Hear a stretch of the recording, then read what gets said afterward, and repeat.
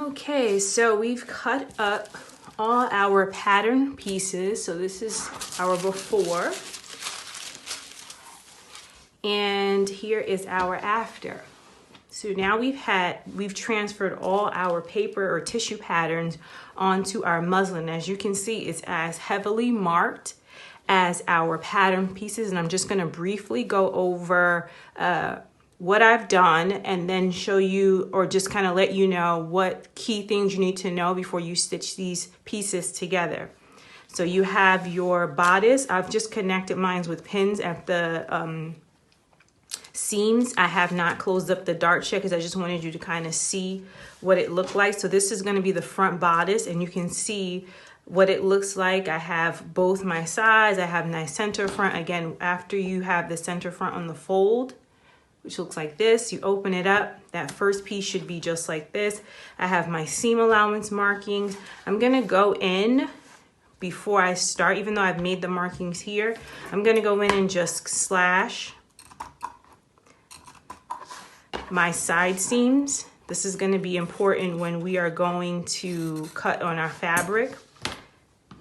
And you're going to do that for all the areas. I have my skirt. It's on the fold. We have it on the fold here, and then here it is flat out. I have my hip line, and that's going to be important when I am just going to fold it up together and do this. That's going to be important when I'm putting it on the dress form. This skirt line is called a balancing line, and it just lets us know that if this is even, it lets us know that the hem is going to be even and things are going to be nice and balanced. So this is also known as a balancing line. So when you see these lines here going across, they're often balancing lines to let you know that the garments are going to be in a nice proportion to the body. Okay, I have my center, I have my back pieces. I'm gonna go like this. So they're gonna connect at the sides. And I'm also gonna do my slashes here again. That way I know that I'm gonna be connecting those pieces. Again, you're gonna follow the seam allowance that we use on our actual full-size dress form. These are gonna look a little bit smaller, but for the purposes of the tutorial, they're a little bit, I had to bring them down so I can get everything into the camera. Okay, we have those pieces. And again, I've just made sure I marked center front fold. I make sure I marked side seam, center back with the seam allowance there. So as tedious as all this marking is, you'll see that it'll be very helpful to you when you're putting the garment together. Again, I'm just gonna fold these here. And again, we said we cut 2. So these are not gonna be connected because these are gonna be our side seams. And this is our center back. So this is gonna connect to the skirt like this. And those balancing lines should all line up with each other when you're putting it together. Okay.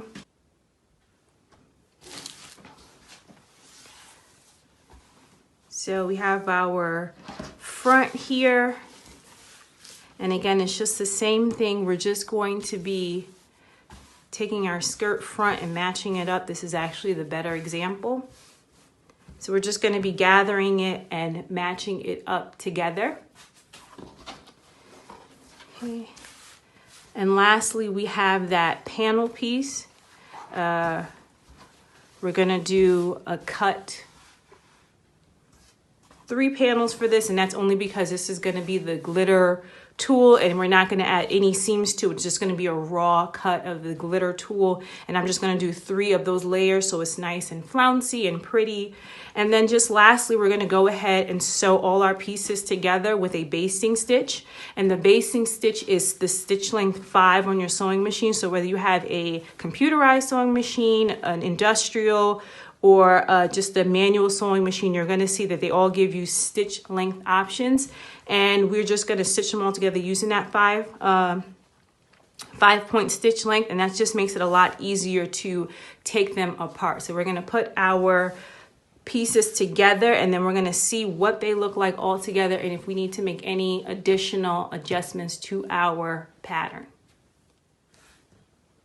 Okay, so before I go in and do the final steps to close up the dress, I just kind of wanted to show you the progress so far.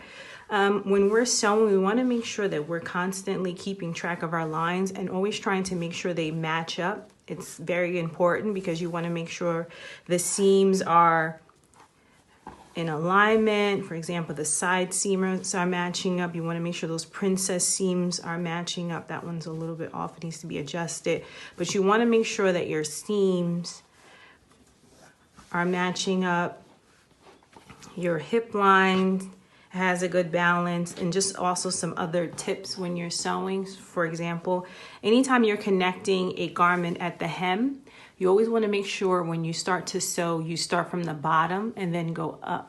A lot of times we're tempted to go from the top and then go down, but if your hem is off, you're not going to notice it. It's easier to fix it at the top, believe it or not, than it is at the bottom, because the bottom means you have to readjust the entire hem, and that gets a little more tricky, whereas the top is easier to see where you need to adjust. So that's just like a tip that I learned a while ago. You always want to start off your seams when you're doing your side seams for your hems.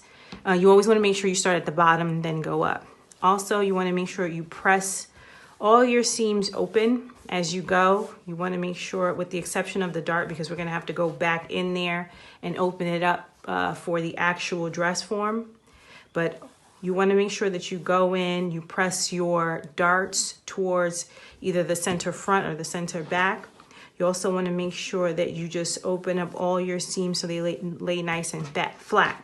You don't want to have a garment where the seams are bunched up, because it's going to show on the right side of the garment. So for example, if I left these closed, there's going to be some fabric bulk underneath there. So you always want to make sure that you press all your seams open as you go. So you just want to make sure you have the iron next to you, and that way you can always press as you go. So that's going to be your bodice, top, front and back, and skirt front and back. So also wanted to show you that I've connected my skirt, and I did the same thing. The bottom portion where the silhouette is, and I've done my seams, and then I just open them up and press them. For the gathering, I wanted you to know the seam is,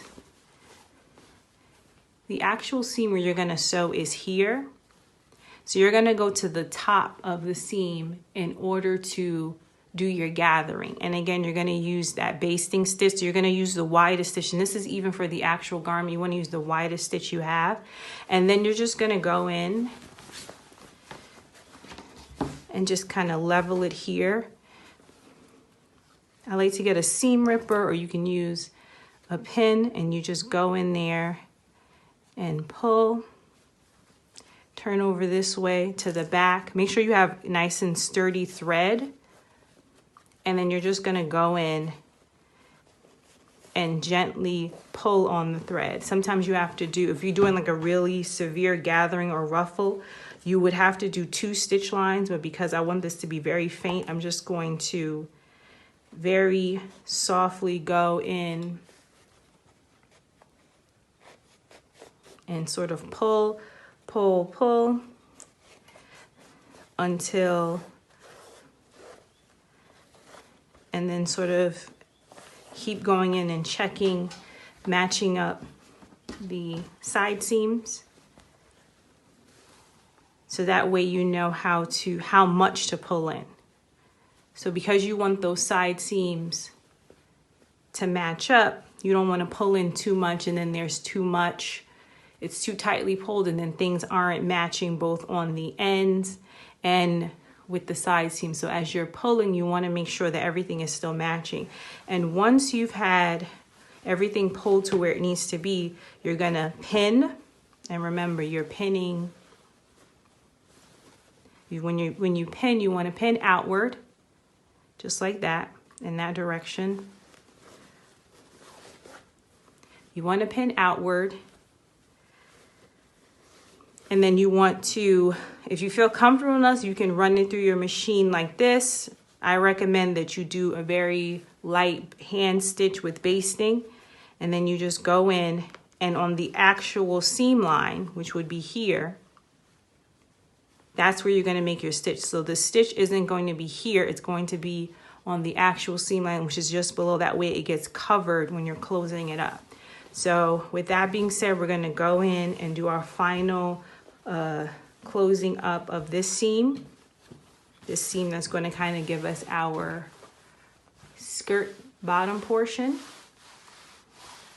And then we're going to put it on our dress form to see how we are doing. Thanks for watching. Be sure to like and subscribe. Videos are uploaded weekly covering dressmaking, fashion, lectures, and more.